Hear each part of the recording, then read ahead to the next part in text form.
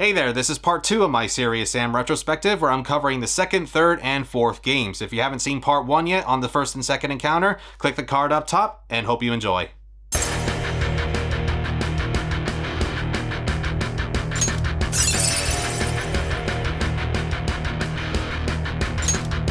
So the two Serious Sam Encounter games did marginally well for that time in gaming. The first Encounter had sold 83,000 copies in the US during 2001. Not a massive amount of profit even for back then, but the game was at least reviewed very positively. As for the second Encounter, it's a bit unclear just how many units had sold in 2002, but again it was still reviewed quite nicely, even more so than the last one. Serious Sam had made a name for himself on PCs and even the original Xbox. Not on the same levels as Doom, Halo, or Duke Nukem, but he is at least a recognizable icon even in today's society. As for the next mainline game, however, we wouldn't get one until 2005 with Serious Sam 2, coming out for the PC and Xbox again and made by the returning Croteam. Although Sam did have two spin-off games beforehand with Serious Sam Advance and Serious Sam The Next Encounter. Not gonna lie, I didn't even know that there was a Game Boy Advance game in the series until doing research for these videos, and out of curiosity I tried it out on an emulator and whew, wow, this is weird. I can see what they're trying to do, it's not too dissimilar to something like Doom or Duke Nukem where they use sprites, but 3D environments are always tricky to do on the Game Boy Advance. Super Monkey Ball Jr. tried doing the same thing and the results were clunky. Not one I'm gonna be seeking a physical copy of anytime soon. I did have a go at The Next Encounter recently on the GameCube though, and you know what? For a spin-off title, this is actually pretty good. It's not done by Croteam, but it does feel like a Serious Sam game, and this came out in 2004, so I guess this predates Serious Sam 2 with the cel-shaded look, an art style that ironically I think works better in this game than in Serious Sam 2, but I'll save that for later. It's a fairly cheap game, around $10 to $15 on eBay, so go check it out if you're interested. Going back to Serious Sam 2, there's not really much in the way of development history this time, other than switching to an upgraded version of the Serious engine with new textures and lighting, where the game would then be shown in E3 shortly before the game's launch. Do you suppose this newer generation of gamers will even know what E3 is anymore? It's almost kinda sad to think that they'll be missing out on these big reactions to upcoming games that have been hyped up for so long, but you still have to stand next to someone who only thinks showering is a mere suggestion, and they'll ruin the experience anyway by just holding up their phones the entire time so you can't even see anything. Like, get professionals to record that for you. I'm sure your coworker Jeff will believe that you're there. You know what? Screw E3, you can rot. I think the general consensus from most Serious Sam fans is that the series already peaked with the two Encounter games. They were super fun and immensely enjoyed by everybody who played them, but the follow-ups just don't quite reach those same standards. Some aspects of them do try and recreate a similar feeling, but I guess you can't capture lightning in a bottle twice, or even thrice in this case, which is a real shame too. You'd think it'd be easy to simply make the Encounter games again, but prettier. Boy, was I wrong. I briefly mentioned this in the last video, but I remember the first time playing Serious Sam 2 was on an Xbox demo disc and I don't think I even finished it. The art style was completely different, there were no enemies I recognized, and the game as a whole just didn't feel like Serious Sam. I was 10 years old at the time, however, so maybe in my older age I'll grow to appreciate it more. The story, as expected, takes place after the events of the second encounter, where Sam has been summoned by the Syrian Great Council to assist in defeating Mental. Hey, we actually get to see these built-up Syrians this time, and they're grating as hell. Just listen to how pleasant these voices are. You couldn't even integrate accelerated alpha void into simple polymer thermomolecular quasi-structures. Look who's talking. You, on the other hand, couldn't even... Enough! We have no time to lose.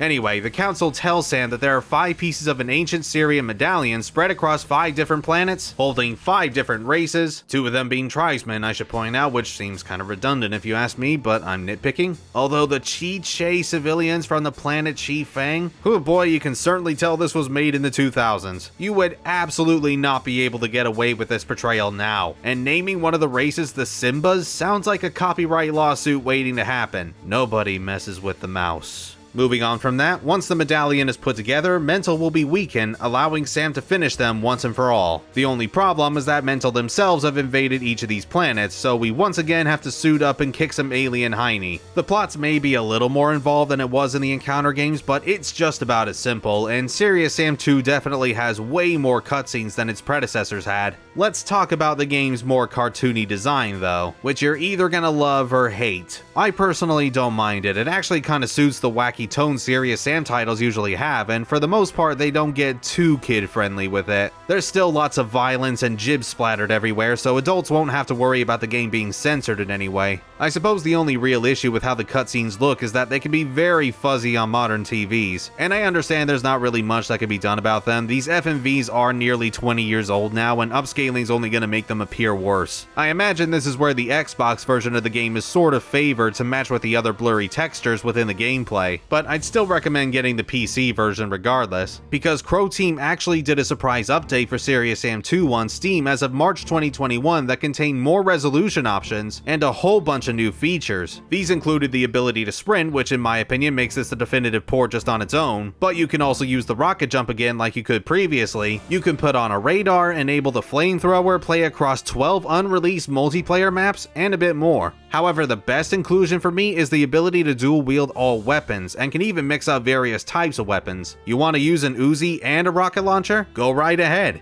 I didn't end up using dual wielding a whole lot, except for the Uzis because those come in a pair anyway. I wanted to keep as close to the original experience as I possibly could, but I definitely enabled sprinting on this occasion since the landscapes can be pretty damn big. It's utterly amazing though that even after so many years, Croteam goes back to their old games and gives them another look to make sure that they're running on the latest hardware, and even provide some quality of life updates to make the journey more comfortable to newbies. Just a pity that Serious Sam 2 itself is still not very good.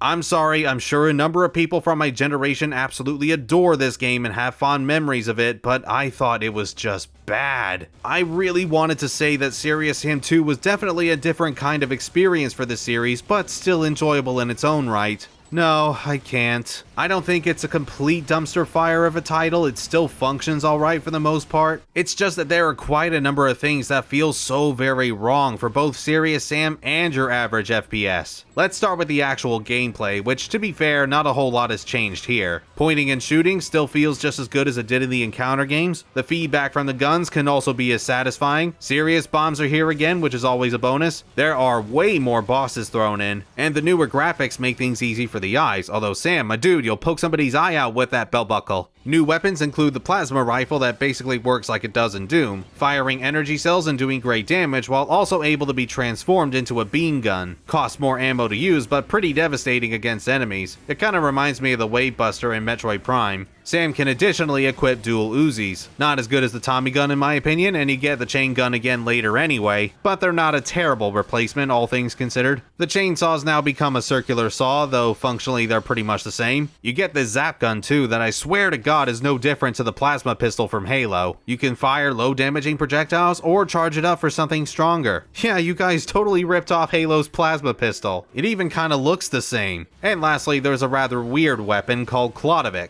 He's a parrot carrying a bomb on his talons and can home in on an enemy. Great for assholes like helicopters frequently shooting at you, but I do feel sort of bad for Croteam sacrificing himself every time. Power-ups are back again from the second encounter, no serious speed or invulnerability this time, but we do have serious damage returning to us, along with a serious jump for the one time you use it in a boss battle, and serious score to really rack up the points. Points, you say, in a Serious Sam game? And yeah, they are fairly pointless for the most part, outside of getting extra lives that don't mean anything anyway, since you can save whenever and wherever you want still. I suppose the encounter games did have a score system of some kind as well, but unless you cared about online leaderboards, those had even less significance. Also, for some reason every time you get a power-up, this high-pitched voice tells you what it is. Like, was that really necessary? But if the power-ups are lacking for you, Serious Sam 2 does at least introduce vehicles to the series, and you're given a decent variety to play around with. You've got a hover bike, which is totally not the ghost from Halo. There's the rollerball to run over enemies with, one of my personal favorites. A velociraptor to ride on its back like the next evolution of Yoshi. A helicopter for the, again, one time you get to have it. And the obligatory turret sections whenever those pop up. They're all fine to control, and thank God they have their own health bars instead of borrowing Sam's. Unfortunately though, none of that matters because the problem with Serious Sam 2's gameplay is how the levels are structured. Now, it's not so bad during the first few stages as you get comfortable with the new setup and tools at your disposal, finding out that the auto shotgun is beyond broken with its incredible range, but there's only so much that can be done to circumvent the bumpy as hell difficulty curve in this game. It is all over the goddamn place. Some parts are ridiculously easy while others are flat out insufferable. Enemies don't have an overwhelming amount of health to them, but there's such a wide variety of goons that you can't come up with a decent strategy to beating them, and they also don't leave a lot of time for you to grasp your bearings before they start swarming you. The encounter games did a pretty good job with this by placing groups of enemies in fixed locations and usually quite far back so that you're able to assess the situation before taking them on, where the next wave would arrive as soon as you finish the last. Here, fuck it, just put them anywhere. Never mind balancing, who cares? Trying to clear rooms full of mental can be a nightmare occasionally too, because you might find yourself struggling to locate the one damn enemy blocking your progress. I had a couple times that they just didn't friggin' show up, or worse, got themselves stuck in the geometry. With that in mind, some horde battles can take forever to clear, making me somehow more exhausted by the end of certain stages than I was in either the first or second encounter. How's this for a fun gameplay mechanic as well? You like going through one long section suffering from hypothermia and a frantic FPS, so you have to look for places to keep warm? No? Well, shut my mouth. You know you're in for a rough time when you see that your health and armor can actually go past 100, unlike before where only the hardened pills would let you do that, likely meaning you're more prone to taking hits in this game and the extra boost is there to compensate for it. This all wouldn't be so arduous if the new additions to Mental weren't such bastards. You've got witches that fly around with no distinct pattern, football players that never stop running like charging chucks on speed, annoying robots firing laser cannons, ninjas that love to invade your personal space, but my least favorite has to be these godforsaken clowns. Imagine if the kamikazes couldn't be flinched with weaker weapons to give you a smidgen of breathing room, and congrats, you've got the worst enemy in the series. Though what's weird is that there are more familiar enemies in this game, but come with new skins yet still function the same. The Rhino Cyber Toys are basically no different to the Syrian Werebulls. The T-Mex are simply biomechanoids with a Chinese dragon mustachioed cigar smoking dinosaur head? Okay, sure. And the Scorpion Soldiers are just the Arachnoids, but with a slightly slower projectile that,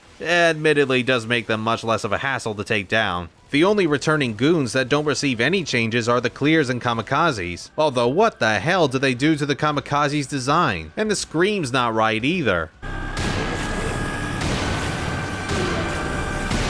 I guess the Clears do have their new flying counterparts as well, but still, only 2 enemies that have stayed the same? I mean, I can appreciate wanting to change things up a bit for the sequel, but if some of the enemies are going to behave like past ones anyway, why not just have the old enemies again? Now, you can slightly even the odds by using the new grenades. You throw them pretty damn fast, and I guess it comes out of Sam's mouth, instantly exploding upon contact. This is a legitimately good inclusion, I feel, and you're able to stock up on a lot of these bad boys. Of course, you still gotta watch out for splash damage, but it does make some of these arena battles a ton more bearable. Saying that though, most weapons are enough to get the job done when clearing hordes of enemies, unlike the encounter games where certain enemies could be best dealt with by using a specific weapon that you were left to figure out on your own. But this leads to another problem. As previously mentioned, the weapons and general game design in the encounters almost added planning and tactics to an otherwise pretty brainless FPS. Now remove that and Serious Sam 2 becomes a dull as shit shooter that feels like it never friggin' ends. And not even kidding, this is a lengthy campaign for a Serious Sam title. My game time tells me I spent 8.5 hours on it, but with how much I died and time spent wandering around trying to find lost enemies, I want to say there were maybe a couple more hours added to that. I know it doesn't sound like a lot, but there are so many times where the game just seems like it's dragging its heels. And my god, it is so irritating whenever you head into a new zone. You remember me complaining how certain points in the second encounter took away nearly all of your gear as a contrived way to start you from square one again? Serious Sam 2 does that every time you get a medallion piece and head to the next area, where you have to keep getting them all back. There is no explanation for this at all. At least Natrixa in the second encounter actually tried excusing that weird quirk, but here it just seems like Sam keeps forgetting to pack up every time he goes to another location, or maybe he's too serious for that. It's such a lazy way to force you to gather your equipment again and again. I know Sam isn't the sharpest tool in the shed, but if there's one thing he enjoys doing, it's blowing stuff up. So why does he constantly not bring his weapons with him multiple times in the final zone? And dear lord, the cutscenes are so painfully unfunny. Yes, I know comedy is subjective and all that, blah blah blah blah blah, but you should at least have some sort of idea what a joke is. The humor in this game is more the lol haha so random XD type of comedy a lot of the mid to late 2000s had that's maybe a little funny once in a while, but they do those same kinds of gags over and over again to the point of nauseum. Similar to the Asian portrayals in this game, there are even some jokes you probably wouldn't be able to get away with if Serious Sam 2 were made today, like when you rescue this princess in one of the game's worlds.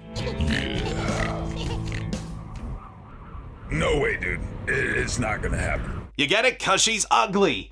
Yeah, you can kind of tell this is where shows like Family Guy were becoming these huge deals with the more raunchy and gross sense of humor, meaning that everybody of course had to ride on their coattails, and let's be real, was very hit and miss with the comedy to begin with. There's a similarly icky yet also confusing joke where Sam mentions gangbanging after collecting some guns as if that was connected in any way. I don't think I want to know what this elf chief looking thing is doing to have such a ridiculous grin like that. And at one point in Planet Clear, Sam even mentions Unreal Tournament and Quake, games I'd much rather be playing right now, thank you very much. And when the random humor doesn't work, there's always the classic fourth wall jokes, like Nitrixa having a voice now because of the game's bigger budget. That's really what they say. But to be fair, Nitrixa's the only thing that makes these jokes somewhat tolerable. The actress has a certain delivery to her lines that can almost sell me. Almost.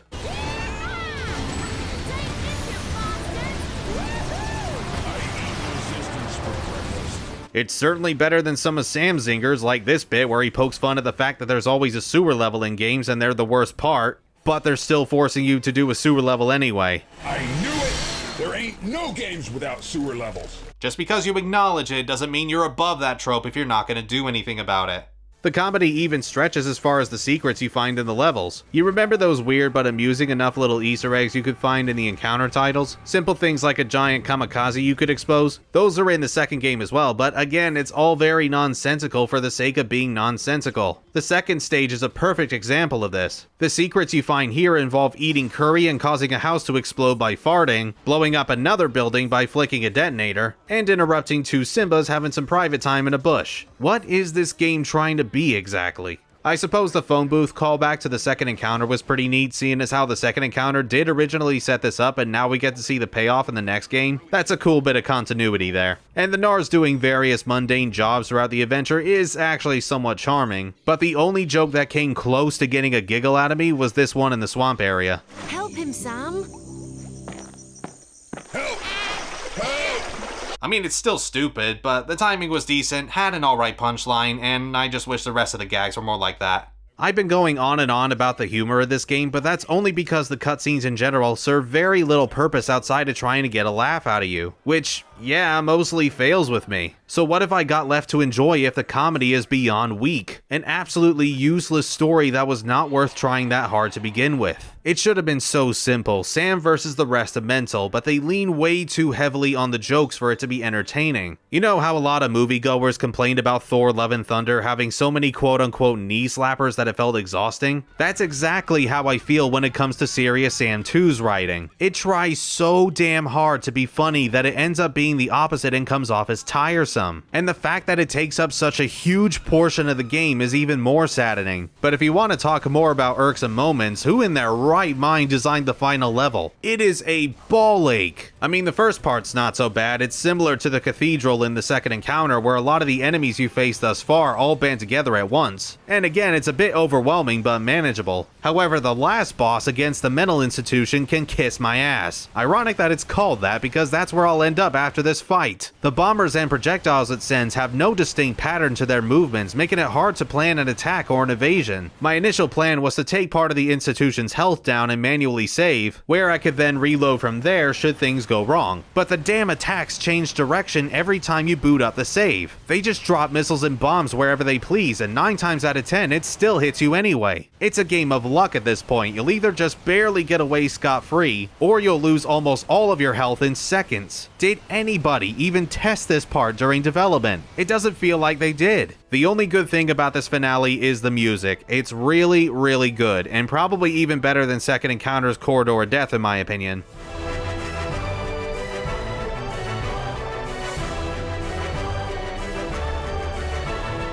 The soundtrack as a whole is okay, not as good as the Encounter games personally, but I didn't hate it, and some songs were quite kick-ass, like the metal score during the Dragon Boss. That was so amazing. Serious Sam games don't have what I would call iconic video game music, but when it goes hard, it goes really hard, man. Other than that though, Serious Sam 2 was just not a very good time if the constant complaining I was doing didn't give that away. I don't know if the co-op would have made things a whole lot better because, well, who the hell's gonna play this with me nowadays? But even without that, the game just throws a whole bunch of things at the wall and sees what sticks. And very few of those ideas stick. Shit, I didn't even talk about the ending of this game. That's such a major cop-out for the sake of a joke. Oh god, they referenced O.J. Simpson? Man, even for 2005, that's dated. So you beat the mental institution, no doubt making for some sort of metaphor. You save the day and all the races you met with have peace restored to their lands, but the head of mental tricks Sam and escapes on a rocket ship to live in another game that even in 2024 we still haven't seen a proper conclusion to. Then as the credits roll, we get these complete rando commentators, presumably members of Croteam or characters within the game, it's not really clear, poking fun at how lame the climax was. Again, you can't just say you're doing something stupid and do the stupid thing anyway. You have to be clever about it and throw off the player's expectations. And as if that wasn't bad enough, the medallion we were asked to bring is a cheap plastic knockoff that the Syrians have cardboard boxes of, meaning that this mind-numbing journey we just went on was entirely meaningless.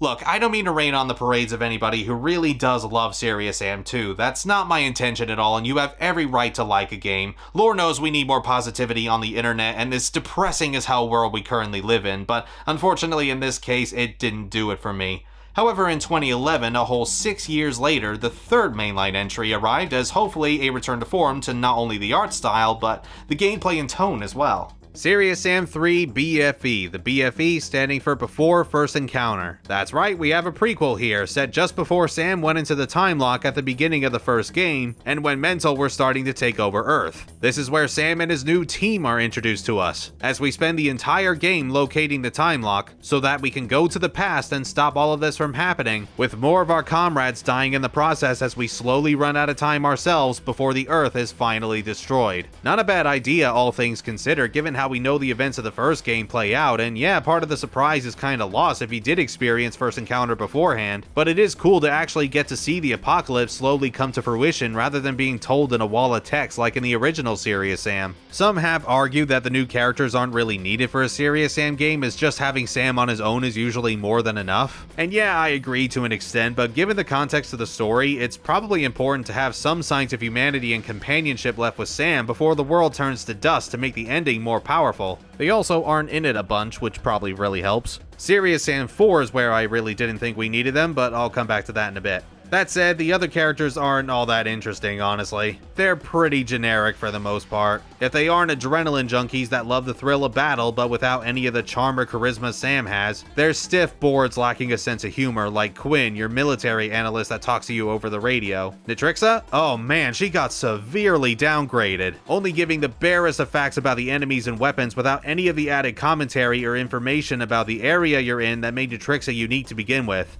Well, as unique as a Cortana ripoff can be, I guess. The only character that I kinda liked was maybe this lady Hellfire, and that's probably because she's basically a female version of Sam for the 4chan crowd. But I also like her because she's not spouting quips at a rapid fire pace similar to the guys. At least not yet. Again, we'll get there. Also, upon looking back through my footage, I'm just now noticing that a lot of the cutscenes are Sam talking on the radio with someone. Like, not even kidding, that's how most of them go. It's kinda weird. You couldn't do anything else but that? I will at least give credit that the tone of the game matches more of what you'd expect for Serious Sam if you're a fan of the first and second encounter. The excessive amount of jokes has been toned way down, allowing you to actually absorb the gag before they immediately move on to the next one, even if once again, they're not all winners. And there are moments in the story where the situation gets, well, for lack of a better word, serious. It actually did feel somewhat tense towards the end of the game where everyone was dying and characters like Hellfire were on their last legs before meeting their demise. Like I said, you could argue that this is all entirely unnecessary when it should just be Sam killing a bunch of aliens, and it's understandable why anyone would have that opinion, but in a weird way I think it does work here, adding more gravity to the battle arenas knowing that you are indeed one of the last surviving humans and you're still miles away from the time lock. It's surprisingly exhilarating when you have that in the back of your mind, but that isn't to say say Serious Sam 3 is completely devoid of humor. A certifiable Sam moment for me is him saying he's gonna blow up the Sphinx like something you'd hear at the end of a movie trailer. Watch, I could probably edit it to make it look like one too.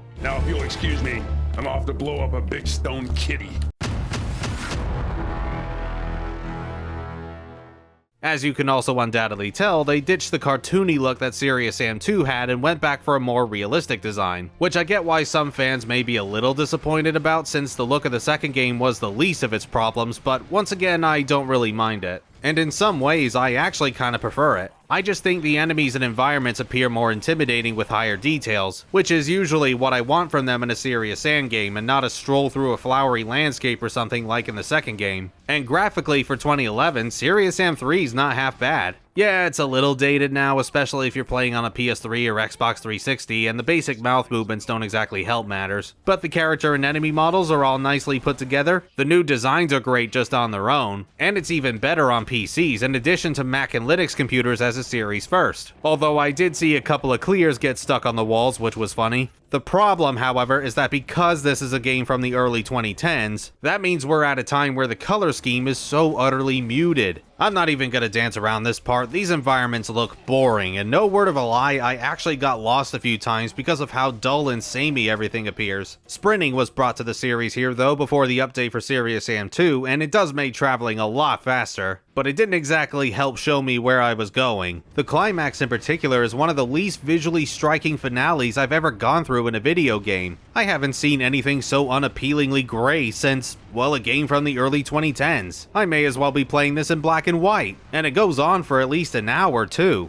The new tomb levels are probably the weakest portions of the game because aside from the uninspiring stage design, I can't see shit here. So they're not only plain dull, they're also difficult to navigate. And let's top that off with the space monkeys that remind me too much of the Eliminators from Resident Evil 0, in that they jump and climb all over the place while launching themselves towards you. Yes, I know they technically have another name, but Oregon Cave Demon doesn't flow with the tongue as well. Sam calls them space monkeys, so I call them space monkeys. Keeping track of them in the dark is annoying to deal with already, but when you're throwing several of them at once, it becomes a tedious game of frequent dodging and blasting the monkeys quick enough before they jump away again. Go hang out with Mojo Jojo or something, you damn dirty apes! You might have noticed as well that there aren't quite as many moments where you're facing against hordes of enemies. For the first half anyway. It's a little better during the second half, but aside from the last level, the amount of bad guys rarely reaches the standards of the encounter games or even Serious Sam 2. The life system isn't here anymore either, though I don't really miss it that much personally. But I don't get why the power-ups are gone now too. And what's further confusing is that we have the cannon here thinking you might get access to sillier weapons again, but the plasma guns, serious bombs, and Claudovic are nowhere to be seen. I mean, I guess there's this energy leash thing you get way later, but I barely used it. Hell, we don't even get vehicles anymore.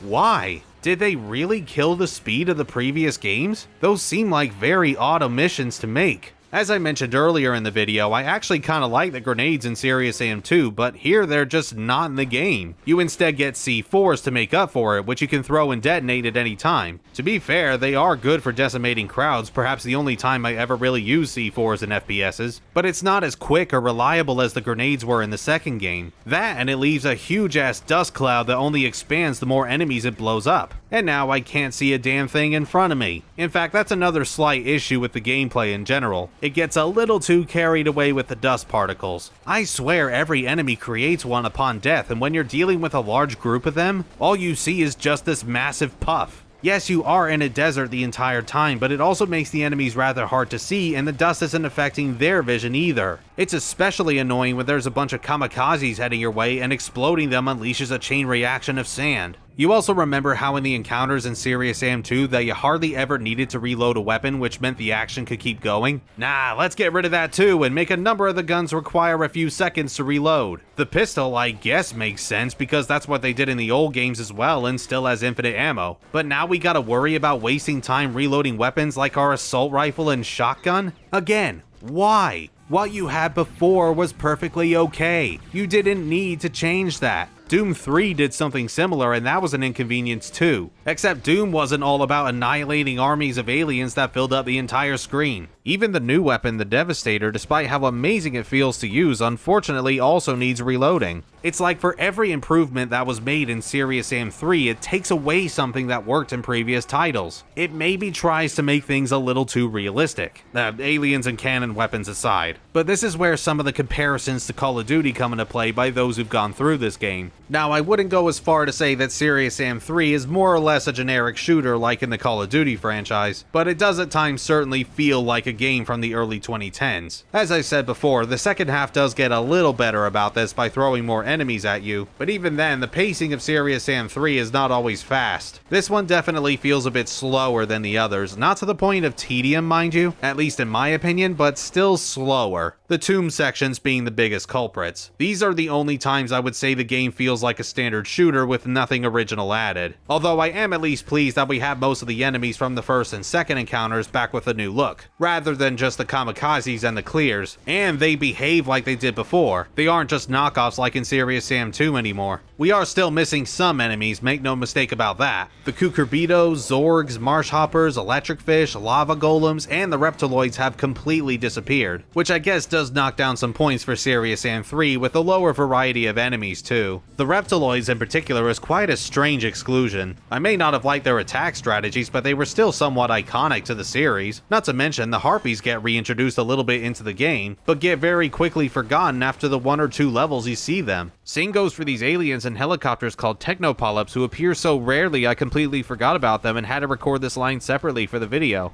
Instead, make way for unoriginal clone soldiers carrying guns and larger than your average spiders that can be easily killed with a melee attack. That's another thing actually, this melee maneuver is a wee bit overpowered. On the regular soldiers it isn't very good since you simply kick them out of the way, but not only is the window for these melee strikes so wide, they kill a number of the monster types instantly without wasting a single bullet. And yet I still end up not using it a whole lot because shooting things is faster and easier. Maybe they should have done something like Doom 2016 where you had to do enough damage before the melee attack could be done, rewarding you with a quick kill that conserves ammo and gives some back to you for your troubles. You also can't use melee attacks at all on the larger foes like Scrapjacks that basically replace the Zumbles and look more like the Mancubus from Doom. Let's also not forget about the Canums, which I mentioned in my brief review on The Legend of the Beast, but this is technically where they made their debut. Though you can't possibly tell me that's not the Baron of Hell from Doom as well. What is with all of these Doom inspirations? I love those games too, but come on, we need something fresh here. Such as the Witch Brides of Akraman that...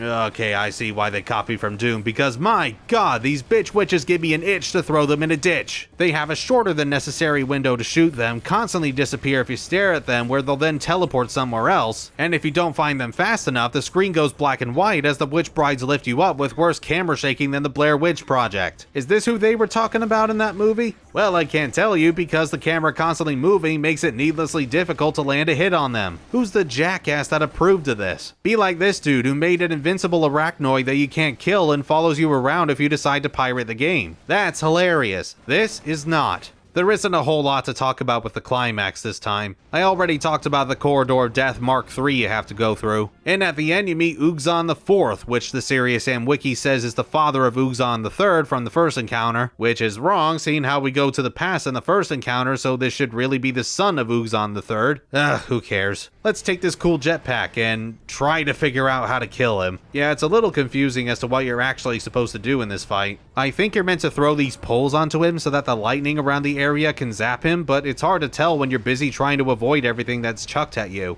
Once you eventually defeat Ugzon IV anyway, the ending has Sam rushing towards the time lock to set off the events of the first encounter, just before the Earth finally blows up leaving no trace of humanity, and the song Hero plays during the credits. A banger of a track and fitting for a game with the tone that it has, but not really what I envisioned after witnessing my home planet getting destroyed. I associate it more with the army of kamikazes you meet with early in the game. Like the second encounter, Serious Sam 3 would also get downloadable content, this time called the Jewel of the Nile, and similar to Legend of the Beast, you're given an extra 3 levels to play with, but thankfully these actually feel properly designed, so rejoice! You no longer have to worry about the combat being unbalanced, although there are still some tomb sections to traverse, and one of them's particularly lengthy this go around too, with a lot of puzzles. These really aren't Serious Sam's strong suit, but by god does Croteam seem proud of them. The first level's somewhat confusing because you have to collect 4 Egyptian legend statues in order to progress, but you can only get one at a time and then bring it back to the central area, meaning you have to backtrack at least 3 times, assuming you even know where you're going in the first place. You get to ride the jetpack for a little longer than just the final boss, that was pretty fun, along with the returning laser gun that I'm only now realizing wasn't in the main game. Shame the jetpack can't withstand water and you have to ditch it, but I enjoyed my time with it while it lasted. It made for some interesting combat. I can become the world's first air sniper, which, speaking of snipers, that's also come back. Seriously, where do these weapons go? And hey, even the reptiloids come back here. And oh look, so do the harpies. Wow, these chicks show up way more often than they did in the main game. Other than that though, it's basically more A Serious Sam 3 if you enjoyed what you saw before. Not a whole lot else to discuss. The final boss this time isn't a singular Knum, but this beefy scrapjack alteration called Raloom. I'm embarrassed to admit it took me some time to figure out that you're not actually meant to keep firing away with your guns and watch that health bar go down very slowly, wasting a lot of ammo insanely quickly. I later discovered that the C4 surprisingly does more damage than your guns, which I guess makes sense given that there are replenishments for them everywhere in crates, but I also had to go a step further by getting close to Raloom and throw one onto his belly to really hurt him. And yeah, that was that. Sam just moves on with his core objective afterwards. Legend of the Beast took me around 2 hours to complete, whereas Jewel of the Nile took me roughly 2.5 hours, probably because that first level was such a maze. I definitely like this DLC more than Legend of the Beast, that's for sure, but I still probably won't find myself revisiting it anytime soon. It's the standard type of DLC that you play once for curiosity and then just kind of forget about. In fact, that might very well describe Serious Sam 3 overall. It's a very decent time all around, but not the cream of the crop for Serious Sam games. I feel they went a little too far with modernizing the gunplay, like forcing you to reload a number of weapons, the types of enemies you face being drastically reduced, and even the amount of enemies you fight at once doesn't come close to matching what you had to deal with in previous titles. Some of that simplicity the other ones had is just not quite here in the third game, which a few fans might actually find worse than what Serious Sam 2 tried to do. Instead of being its own thing, it just tries catching up with what was popular during 2011. I'm glad I can finally scratch this one off the list, and I personally had a lot more fun with it than I did with Serious Sam 2, but I'm still gonna go back to the Encounter titles as my definitive Serious Sam experiences. Like the past games, it goes on sale frequently, but it's gonna be a while before I'm in the mood to play this again. That just now leads us to our final game in today's video, Serious Sam 4, released for PCs in the unholy year of 2020, with the PS5 and Xbox Series X and S versions not coming until 2021. Although, believe it or not, this was actually in development all the way back in October 2012, and to help fund it, Croteam released the older games onto Humble Bundle in June 2013. Serious Sam 3 did make about $29 million in sales, so you'd think they'd have enough revenue to put towards the next game, but I guess not. The gaming industry's cruel like that. After the sale, however, Serious Sam 4 just straight up vanished until April 2018 when it got announced as Serious Sam 4 Planet Badass during the Reboot Develop Conference in Croatia. You had one level shown in E3 2018 as well with a 2019 full release, but not only did the launch date end up getting delayed, the Planet Badass subtitle also had to be removed because localizing it for other foreign countries proved to be impossible. A shame too, I rather liked it, seemed appropriate for Serious Sam. Same with the previous entries, I'll be using the PC version when talking about this game. A whole 9 years after Serious Sam 3's release, we're definitely getting more recent here, and the graphics and presentation definitely show. The frame rate was actually fluctuating a little this time, with my setup between 60 FPS and 144 FPS, and I have a fairly high-end PC too. Not the best of the best exactly, ray tracing's still a goal for me to reach, but I've played some very detailed games with a nice and incredibly smooth frame rate before.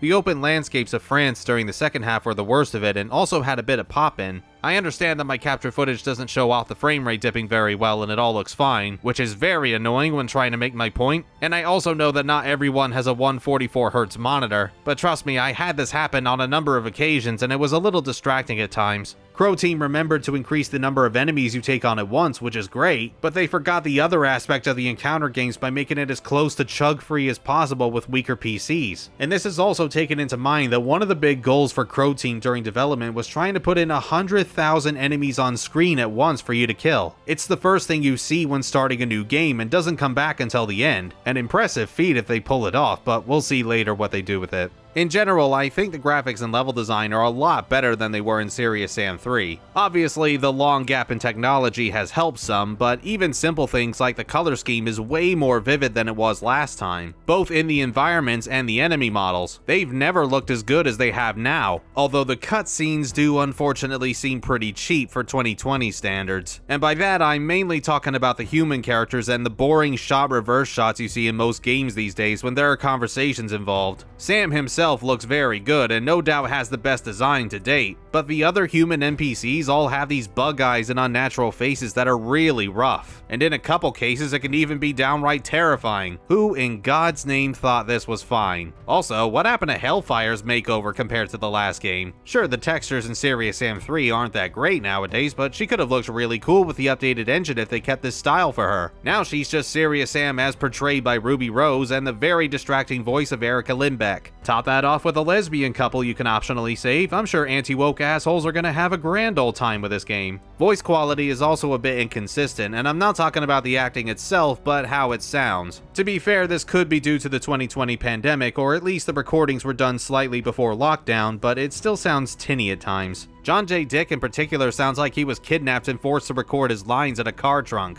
And on the 8th day, the Lord gave unto Sam a mech, and it was good.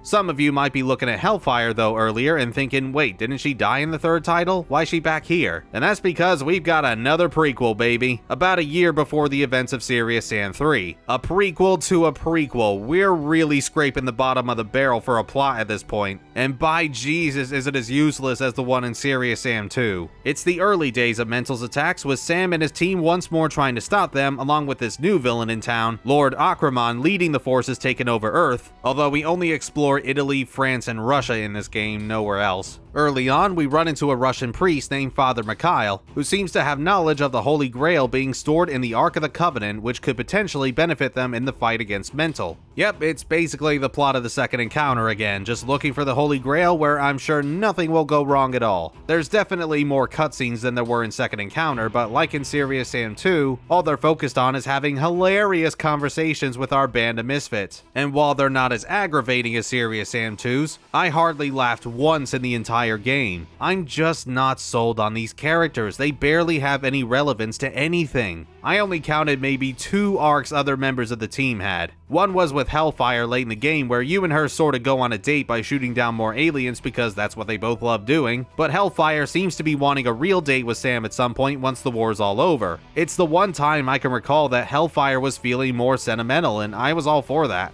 The other character arc was with a new recruit named Kenny. He's a total worm and not confident in his abilities at all, but with encouragement from Sam, Kenny slowly builds more bravery and sees the more fun side in all this violence like Sam does. I mean, the poor dude does still end up dying to Akramon, which I'm certain we saw coming, but it was nevertheless interesting to see Sam grow personally attached to someone even if Kenny was just a rookie, like an older brother teaching their younger brother everything they know. I didn't care at all for the I lost my shoe gag though when everybody was giving out quips during a boss fight and they mocked Kenny for his. It's really not as funny as you guys seem to think it is. But yeah, 2 characters other than Sam that maybe have a smidgen of likability towards them. Everyone else is about as flat as they were in the third game. At least in Serious Sam 3 they were mostly out of the way and the game knew it was the Sam show, which is all we truly needed. But Serious Sam 4 absolutely insists on these guys blasting aliens with you during gameplay when I'm pretty sure they're about as effective as a Star Fox pilot. The only teammate I did actually really like was this friendly adult arachnoid that Sam calls Charlie, who defects against Mental and only wants peace with the humans. See, that's fresh and interesting, but why is he only relegated to one small section and that's it? Serious Sam 4 is full of stuff like that, just small moments that don't have any significance to the bigger picture.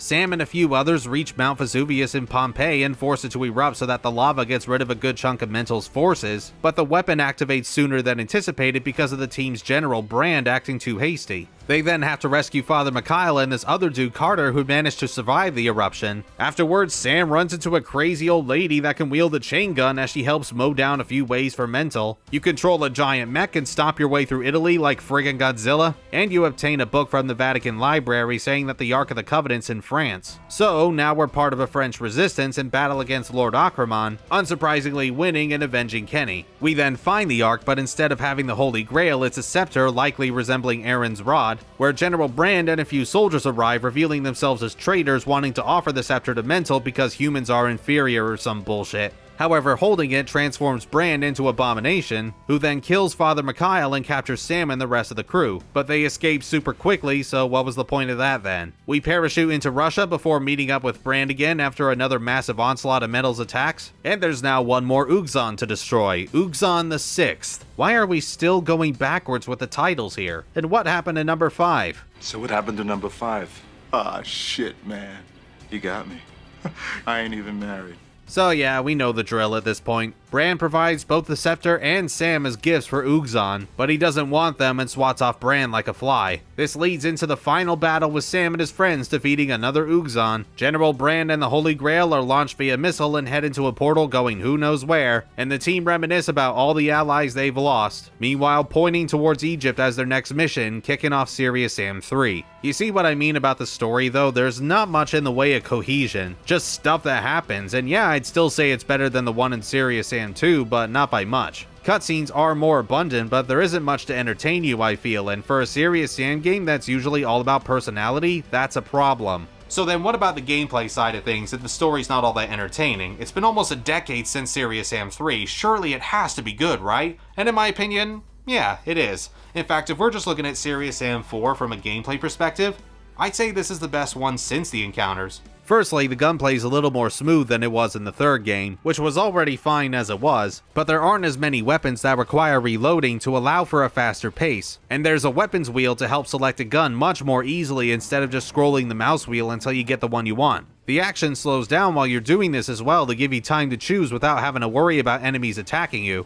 I'm surprised the weapon wheel is only just now turned up in this series when Serious Sam 3 probably could have done it way before, but better late than never, I suppose. Vehicles also come back for the first time since Serious Sam 2 and the next encounter. My favorite's probably the lawnmower you find in France, and you see just puddles of blood pouring everywhere like it's the climax to Brain Dead or Dead Alive for the Americans. It's a hell of a lot of fun, and the fact you can still use your guns on top of this is the icing on the cake. I also quite enjoy using the giant mech in this game and seeing all these monsters that were once taller than me suddenly be the size of an ant. It kinda sucks when enemies come in groups and your health drains faster than usual, but the amount of destruction you can pull off I think more than makes up for it. The only vehicle I didn't care for too much was the motorbike. I already talked about the frame rate dipping while you're riding this thing, and these needlessly big landscapes aren't doing it any favors, but also trying to shoot and drive at the same time is more of a hassle than it is simply going on foot. It's a good enough getaway vehicle when things get too tense, and if you are able to both move and shoot something, it is quite thrilling, but not the best to use overall in my opinion. And yeah, the quad bike you also ride is about the same. As I mentioned earlier, Serious Sam 4 does at least improve on the amount of enemies put on screen simultaneously compared to Serious Sam 3, feeling much more like a traditional Serious Sam game again. I guess the only real problem with this is that it doesn't break a lot of new ground for the series or FPSs in general. That said, if all you're wanting is more Serious Sam action with prettier visuals, you'll certainly get that here for the most part. Though the new stuff added to mix up the formula isn't anything too special either if you played other games in the genre throughout the last several years. For instance, some guns now have attachments that can be toggled like a grenade launcher for the standard shotgun, or multi-targeting with the rocket launcher, but I almost always forgot I had these. It's probably because I'm so used to the other games by now, but I just didn't really find them all that necessary most of the time. Except for the Mega Laser the XL2 gets, which completely shreds enemies at the cost of more ammo. That was amazing. Gadgets are something else added as a series first as well. Nothing too complicated, just one-time use items to make the journey a little easier, such as temporary damage increase, a black hole to suck everything in, which is my personal favorite, and even a boost in health in case you're close to death. The only catch with gadgets is that replenishing them requires searching around secret spots or very rarely put out in plain sight. However, to get more gadgets available to you to begin with, you need to partake in optional objectives occasionally found in every level. Side quests in a Serious Sam game. We really are just trying to catch up with whatever's popular right now in this franchise, aren't we? It's not like the objectives are all that different either, you simply need to fight off more waves of enemies. You probably could call this needless padding, and I'd agree with you to some extent, but I guess given that it's basically even more of what we already like about Serious Sam's gameplay, I can't fault it too much. The last addition to mention is the SAM skill tree system that works about the same as any other skill tree system, where you can choose different perks in various branches, and you gather more upgrade points via these orbs you crush that's absolutely positively not ripping off Doom 2016. Hey, if they don't want me making so many Doom comparisons in this video, they should have masked these things better.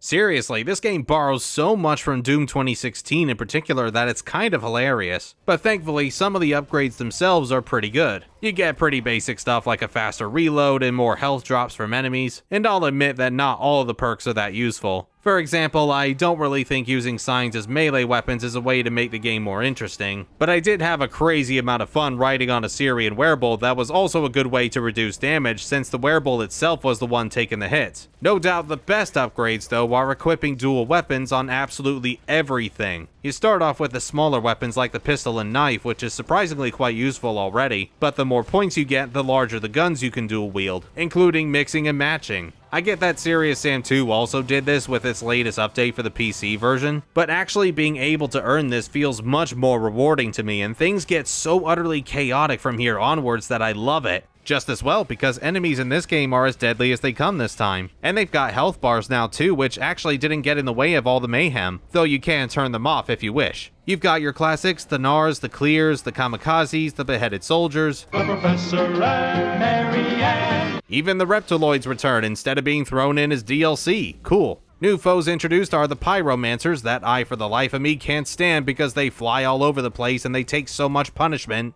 Then there's the Belchers. No, not from Bob's Burgers, but they're really not that different from the Boomers in Left 4 Dead, exploding upon killing them. Are they even trying to hide it anymore? May as well compare the Collapses to the Cacodemons from Doom as well if we're following this trend, though I oddly don't remember coming across that many of them. The Possessed are probably more common to find than the Beheaded enemies, hunting in packs and easy to kill but incredibly aggressive. The vampires are a little annoying too because they teleport a lot, but I don't find them as bad as the witch brides from the third game, although they're mercifully not as frustrating either. Still a pain to deal with sometimes, especially in groups, but an improvement nonetheless. And the arachnoids are also not quite as accurate as they were in previous games. Oh yeah, there's the Octanian soldiers too, but they're such standard bad guys I almost forgot about them. The only Octanians that did stand out were the Zealots carrying these massive hammers ready to squash you. There's an overall okay selection of baddies here anyway, and the tweaks made to older ones make the experience a little more comfortable, which I appreciate. Really, my only other major gripe with Serious Sam 4 is that the campaign itself is perhaps a bit too long. I cleared it in about 15 to 16 hours, including deaths. That's more than the two Encounter games combined. Levels can get pretty damn big, especially if you're doing the side quests as well. And if the game stopped after Lord Akraman was defeated and capped things off with the 100,000 man battle, I would have been perfectly satisfied, but of course our general has to turn on us and extend the length by another couple of chapters. This oil rig was definitely the worst part for me. It's not all that interesting to look at for starters. The batch of enemies are the most frustrating to take care of, and the side quest in this level involves a text adventure of all things that wears out its welcome very fast. Look, I'll play Zork if I want to do that, thanks. The final chapter is pretty standard by now, but still quite satisfying. You're challenged against the most lethal armies in the game, and then there's the 100,000 enemy battle, which they do sort of cheat with while investigating closer. There's just a bunch of Octanian soldiers with the occasional biomech added in, but it does nevertheless make for an awesome spectacle, and finishing things off by grappling and parachuting around Ugzon the Sixth, placing C4 to blow up his healing pillars, followed up by one last use of the mech to deliver the final attack. Man, that was great.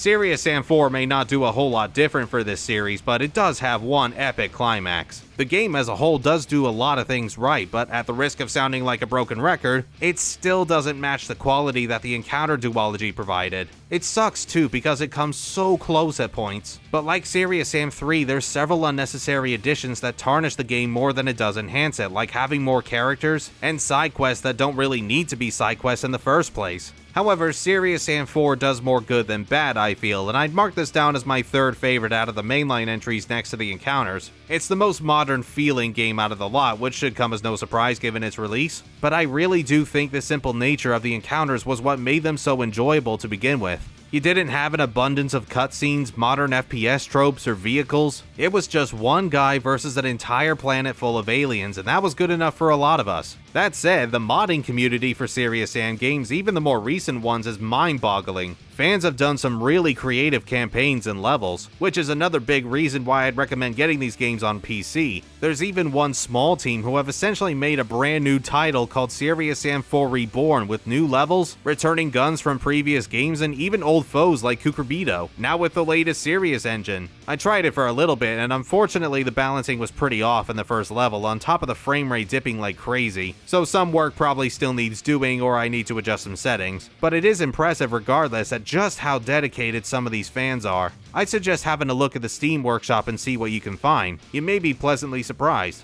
I've only had a brief look at the mods myself, and for the most part liked what I saw. It's a great way to give yourself more Serious Sam action if you feel you've not had quite enough. For me, the games are very addicting, though I will admit it can be difficult to play for more than a couple hours at a time. Hell, maybe not even that. The adrenaline at points does feel a little too much, and you may need to stop now and then. Anyway, folks, I do apologize greatly for not only splitting this retrospective up into 2 videos, but also making this video as long as it was. I sometimes really cannot help myself. I am so sorry. Though, I do hope they have convinced you to try these games out, and if you do have any cherished memories of the series itself, do feel free to tell me in the comments below. I would love to hear it. Anyway, I will one day go over the spin-offs as well, but I think we are pretty much done with Serious Sam Adventures for now. And I'm only going to be doing one more Trash or Treasure video before I actually take a break for a while, which I'll talk about soon enough. In the meantime, thanks everybody for watching, stay safe, stay healthy, and take care of yourselves. You know what am I... I've lost my train of thought. I don't know where I was going. Some aspects of them do cry. They do cry? Okay. They were super fun and immensely enjoyed by everybody who played them, but something. Which is a real shame, because you think... No. And even provide some quality of life. Oh.